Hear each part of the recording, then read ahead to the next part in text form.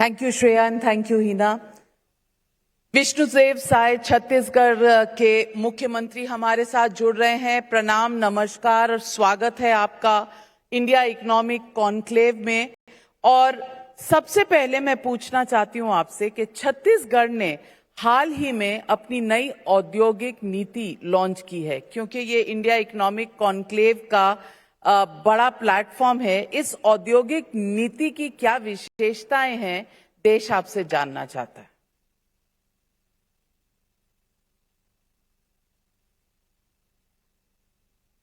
देखिए, अभी छत्तीसगढ़ उद्योग नीति 2024-30 लॉन्च किए हैं और इस उद्योग नीति को बनाने में हमारे जो वाणिज्य उद्योग मंत्री हैं श्री लखनलाल देवांगन जी और उनकी पूरी टीम बहुत मेहनत की है।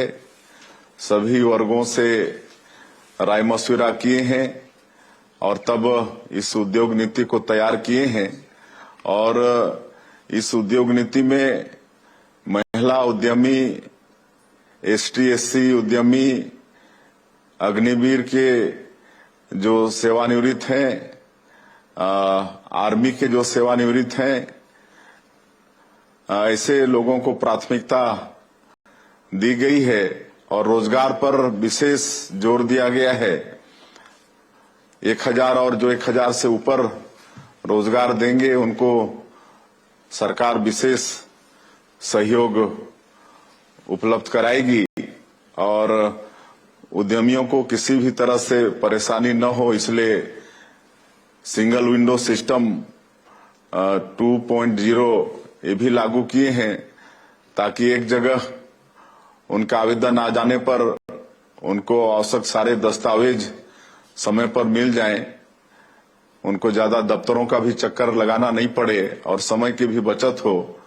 तो इस तरह से नई उद्योग नीति में काफी चीजों का ध्यान दिया गया है। विष्णुदेव साय जी, भारतीय जनता पार्टी की पिछली सरकार ने नया रायपुर का एक महत्वाकांक्षी प्रोजेक्ट के रूप में विस्तार किया। छत्तीसगढ़ के इस शहर ने दुनिया भर में अपनी आधुनिक रचना दिखाई और इससे पहचान भी बनाई। अब राज्य में एक बार फिर भारतीय जनता पार्टी की सरकार है। आपकी सरकार नया रायपुर परियोजना को किस तरह से आगे बढ़ाने वाली है? लोगों की रुचि है इसमें। देखिए, अभी छत्तीसगढ़ उद्योग नीति 2024-30 लॉन्च किए हैं और इस उद्योग नीति को बनाने में हमारे जो वाणिज्य उद्योग मंत्री हैं श्री लखनलाल देवांगन जी और उनकी पूरी टीम बहुत मेहनत की है। सभी वर्गों से राय मशविरा किए हैं और तब इस उद्योग नीति को तैयार किए हैं। और इस उद्योग नीति में महिला उद्यमी, ST/SC उद्यमी, अग्निवीर के जो सेवानिवृत्त हैं, आर्मी के जो सेवानिवृत्त हैं, ऐसे लोगों को प्राथमिकता। राज्य में सड़क, रेल, हवाई यातायात आदि सारी इस तरह की चीजें जो हैं वो विकास की दिशा में अपने पिछले 12 महीनों में क्या उपलब्धियां हासिल कर चुका है और आगे का आप क्या रास्ता देख रहे हैं?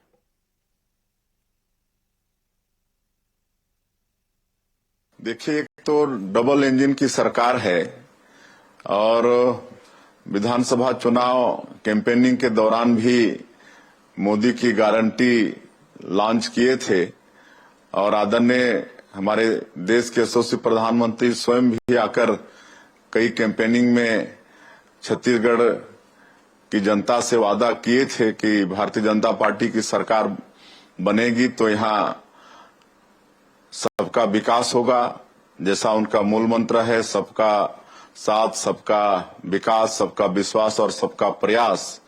और सरकार में जब आए तो मोदी की गारंटी का अधिकांश काम हम लोग 1 साल के भीतर में ही पूरा करने का प्रयास किए हैं, जिसमें प्रधानमंत्री आवास है, किसानों का धान 21 क्विंटल प्रति एकड़ खरीद रहे हैं, 3100 रुपया प्रति क्विंटल धान का कीमत दे रहे हैं, 2 साल का बकाया बोनस दिए, 70 लाख से ज्यादा माता बहनों को उनके खाता में महतारी बंधन में 1000 रुपया प्रति महीना भेजने का काम कर रहे हैं।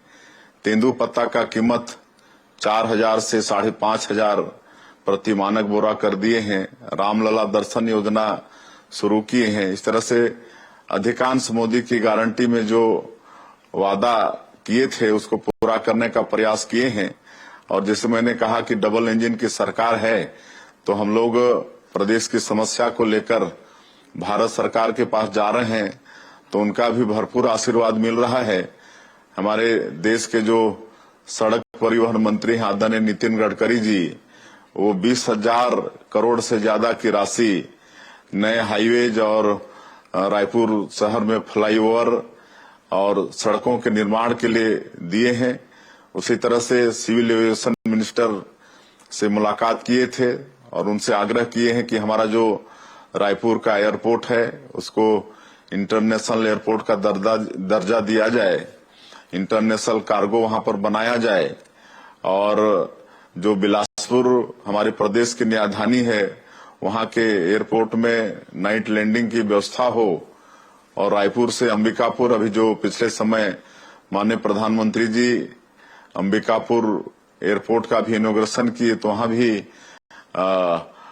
फ्लाइट चालू हो, ये सब आग्रह किए थे और उन्होंने आश्वस्त किया है कि ये सब काम जल्दी हो जाएंगे।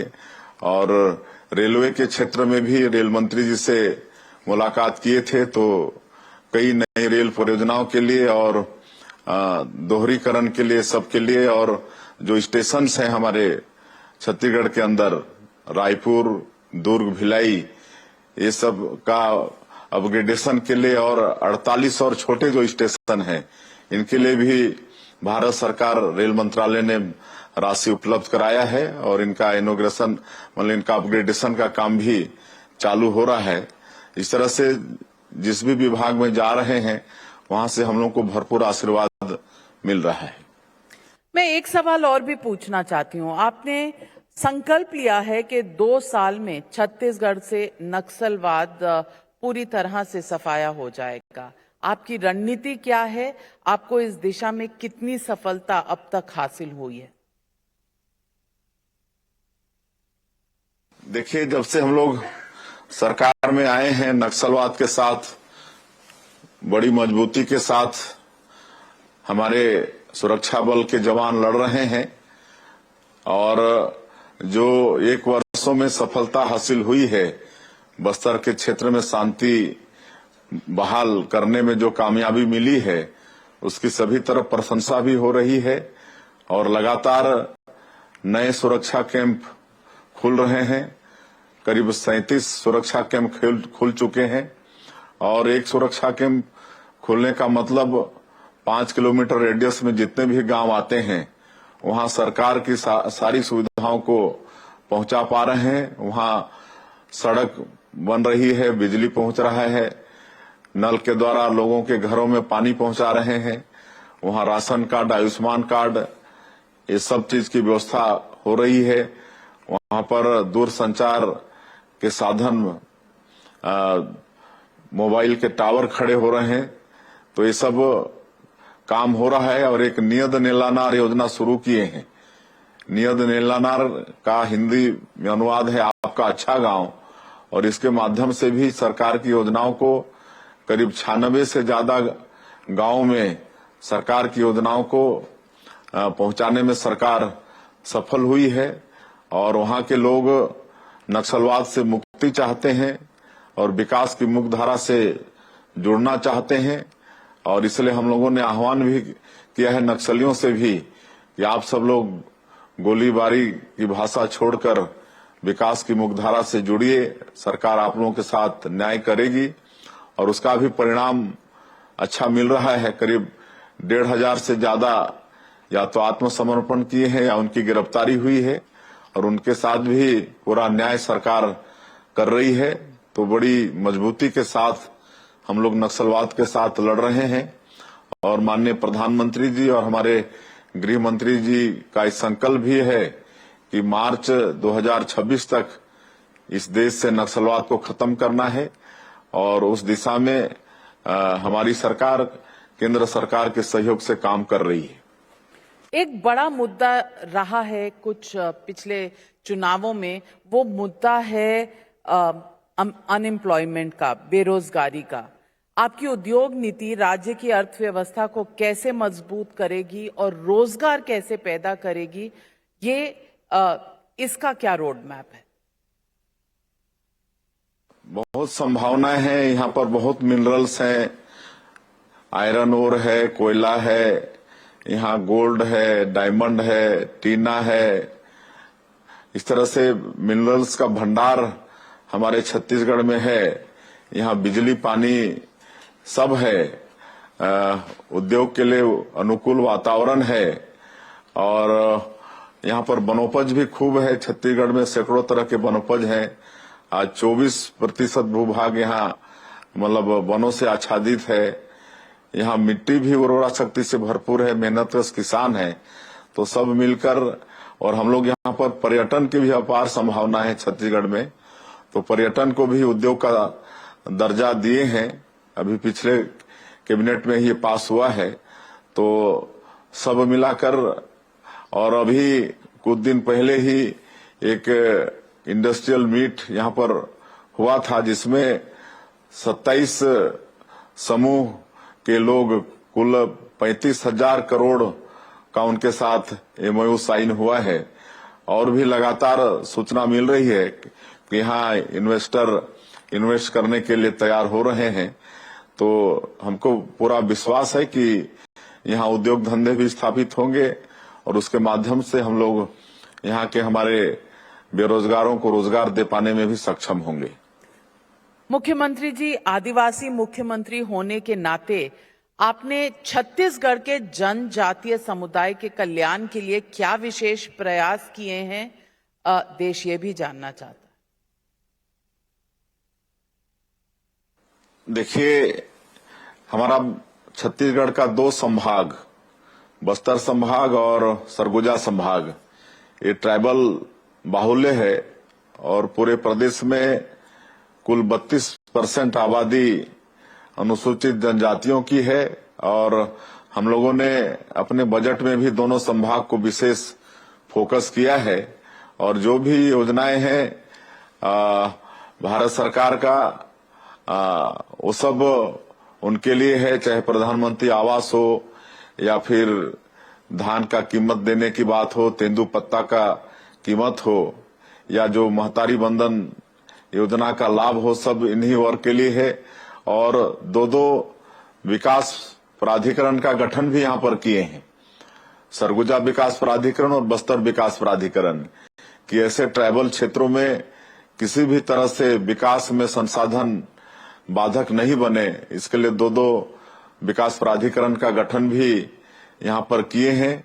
और अभी भारत सरकार के द्वारा माननीय प्रधानमंत्री जी ने जो PVTG के लोग हैं, विशेष पिछड़ी अनुसूचित जनजाति के लोग हैं, हमारे छत्तीसगढ़ में 5 जाति के लोग रहते हैं, कोरवा, बिरहोर, बैगा, पंडो और अबुझमाड़िया। तो ये PM जनमन योजना 24,000 करोड़ बजट का है, जिसमें हमारे छत्तीसगढ़ के ऐसे PVTG के जो गांव हैं, बसाहट हैं, इन योजनाओं का लाभ मिल रहा है। आज उनके गांव में सड़क बन रहा है, बिजली पहुंच रही है, वहां पर घरों में पानी पहुंच रहा है। तो सरकार की सब योजनाओं को वहां पर पहुंचा पा रहे हैं। और उसी तरह से माननीय प्रधानमंत्री जी ने एक धरती आबा ग्राम उत्कर्ष योजना अभियान भी शुरू किया है। अभी पिछले 2 अक्टूबर को उन्होंने लॉन्च किया है। तो इसमें 6,500 गांव हमारे छत्तीसगढ़ के जो ट्राइबल बाहुल हैं वो लाभ इसका ले पाएंगे। और वहां भी सरकार की जो योजना तो है ही है, लेकिन और भी वहां पर समुचित विकास हो, इसका लाभ इस ग्राम उत्कर्ष योजना से मिलेगा। और वनाधिकार पट्टा भी हम लोग लगातार हमारे आदिवासी भाइयों को दे रहे हैं। और अब उसमें फोती काटने पहले दिक्कत होता था, मृत्यु हो जाने पर उनके उत्तराधिकारियों का नाम नहीं चढ़ता था, लेकिन वो भी व्यवस्था किए हैं। तो ये सब सारा हमारे अनुसूचित जनजाति के लोगों के विकास के लिए यहाँ पर प्रयास छत्तीसगढ़ के अंदर में हो रहे हैं। विष्णुदेव साय जी, आप प्रेरणा स्रोत हैं। आप आदिवासी जनजाति से आते हैं, लेकिन जिस तरह से आपने एक संकल्प लिया है अपने राज्य को आगे बढ़ाने का, और आम आदमी जो पिछड़ा है, जो आगे बढ़ना चाहता है, उसे राह दिखाने का, उसके लिए आपको नमन। बहुत बहुत धन्यवाद हमारे साथ जुड़ने के लिए। आप इंडिया इकोनॉमिक कॉन्क्लेव की 10वें एडिशन पर हमारे साथ जुड़े। धन्यवाद, नमस्कार, प्रणाम।